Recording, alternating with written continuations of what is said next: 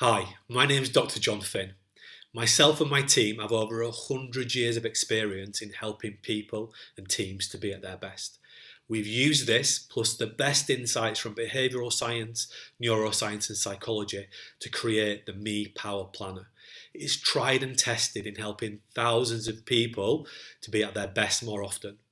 And I'm going to share with you the 5 simple and practical steps that the Me Power Planner uses to help people to be more resilient, at their best more often, and to fulfill their potential. Here are the 5 steps to using the Me Power Planner to help you to be resilient, at your best, and fulfill your potential. Step number 1, you need to understand how your brain works. And in particular, you need to understand about the limbic regions of the brain.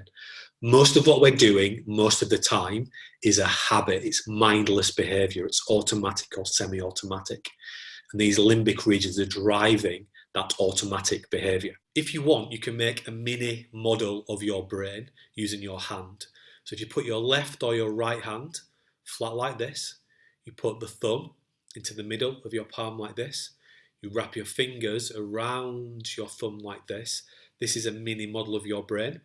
Now the thumb in the middle represents the limbic regions, and the little finger at the front represents the prefrontal cortex that runs from behind the eyes all the way to the top of your forehead.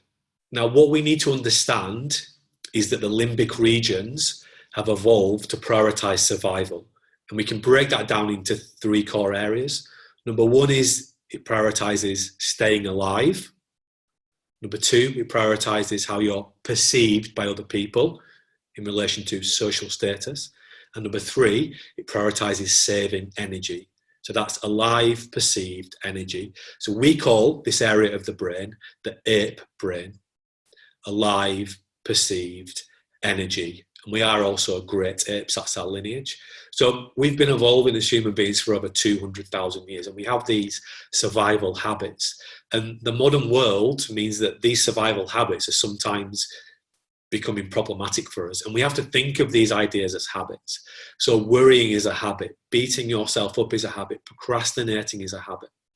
And if you want to get better at any of these areas, all you need to do is practice them a lot and you'll become better at them. So if you want to get good at worrying, just practice it a lot and you'll become a world champion worrier.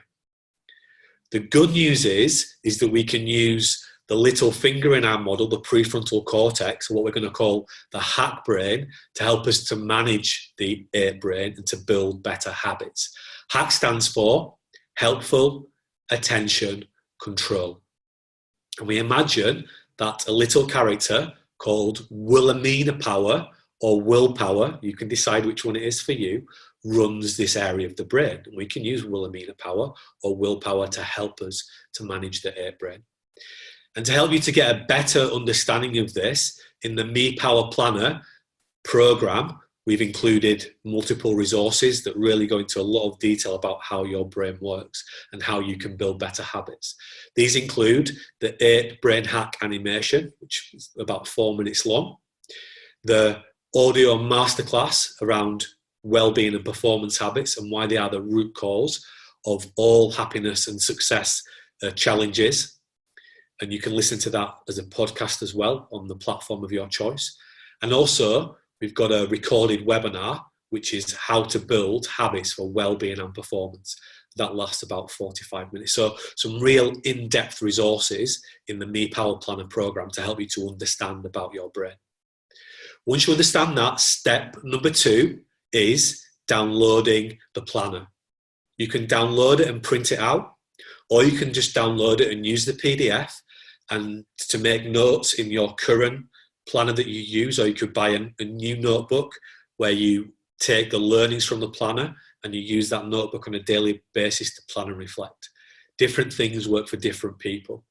The first thing that we ask you to do in the planner is write down today's date, because the planner lasts for about a month, for 4 weeks. And the idea is that you set some goals for a month period, you work through the month, and then at the end of that period, you come back again and you reflect. So whatever day you write down now, you'll come back in about 4 weeks and you'll see, did I achieve my goals? Did I not? What went well? What didn't go so well? Then what we ask you to do in the planner, so the first thing we ask you to do is reflect on what inspires you, what are your strengths, what challenges have you previously overcome? And we want you to take that learning and use it to inform a plan about your future self. We call this plan the FAM story. FAM stands for future, ambitious, meaningful. And we will guide you through the process of creating a future story about yourself, thinking about your long-term goals in the distant future and working backwards to the next 1 to 4 years, then working backwards to the next 12 months, and then this month, and then this week, and then today, so that you can understand, if I want to achieve those things in the distant future, this is what I need to be achieving today, this week, this month, this year, etc. So we will talk you through that. Remember, goals are flexible. They're not set in stone.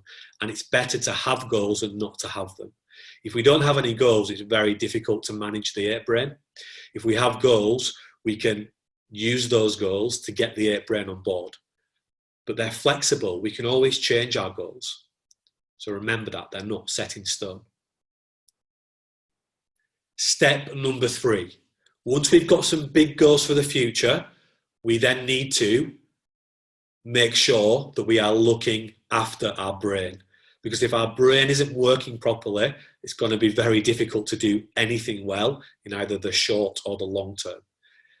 There are some very special sites in your brain called the hippocampus or the hippocampi, because there's one in each hemisphere. And these sites in the brain are the only sites that we understand that produce new brain cells. New brain cells are really important if we want to be good at managing stress, if we want to be good at learning and developing ourselves and building new habits so that we can be healthier, happier, and at our best more often. So we need to learn how to manage our brain. And the core things we need to do right to look after our brain connect back to good sleep, good diet, and good exercise. So in the planner, we explicitly show you how to build good habits in all 3 of those areas.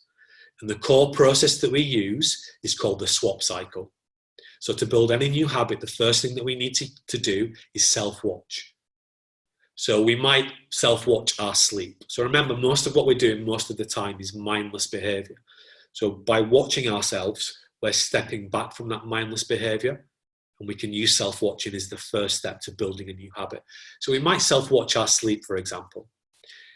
But just saying, okay, well, my sleep isn't very good at the moment, isn't very helpful. So we need to self-watch intelligently. And we might notice, okay, well, at the moment, so last night, my sleep was maybe about an 8 out of 10. 10 was the best type of sleep that I could have. 0 would mean that I got no sleep at all. So I might say, well, last night I got about an 8 out of 10. So that's intelligent self-watching. The next thing that you need to do is then say, okay, well, I want to improve my sleep. I'd love to get a 10 out of 10 every night, but that's probably not going to happen. So what I'd like to do tonight is I'd like to move from an 8 up to an 8.5. And that's my aim. So a tiny little step. That's all we can change, but only one small step at a time. So we've got to set ourselves a little goal. And then what we need to recognize is that an aim or a goal without a plan is just a wish. It probably won't happen. So we need to put the plan in place that will help us to achieve our goal. And in combination, we call this the swap cycle. We self-watch, we make an aim, and we make a plan. And this is the core change mechanic that we use throughout the planner and also throughout our other Tougher Minds programs. Let's just look at that in a slightly different way. So we're going to introduce the P2 scale. So P2 is poor to perfect. Poor could be 0, perfect might be 10. And we can put anything on this continuum. Let's put sleep on it. Often we fall into the trap of saying, well, I'm a rubbish sleeper or I'm a great sleeper. That's not accurate enough to be helpful. So remember, we just got to watch where we are. I'm about an 8 on the continuum. I'd like to get maybe up to an 8.5, and then I need to put a plan in place to help me to do that. And every day in the planner, we're going to show you how to create little swaps to improve your sleep, your diet, and your exercise. Step number 4.